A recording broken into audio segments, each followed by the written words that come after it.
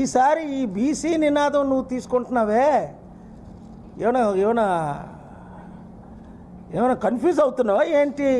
మీ నాన్న బీసీ కాదు, మీ అన్న బీసీ కాదు, నువ్వు కూడా బీసీ కాదు కదా.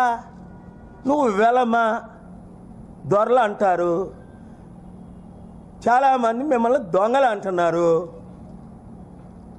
7 లక్షల కోట్లు అప్పు చేశారు మీ నాన్న, మీరందరూ కలిపి ఈ రాష్ట్రాన్ని దరిద్ర అవినీతి అక్రమ రాష్ట్రం చేసింది ఎవరు? బంగారు తెలంగాణని తీసుకొని 2014లో 1,50,000 కోట్లు మిగిలిన తెలంగాణ మీరు వదిలేటప్పటికి 7 లక్షల కోట్లు, అంటే మీ హాయంలో 8 లక్షల కోట్లు కనిపించట్లా.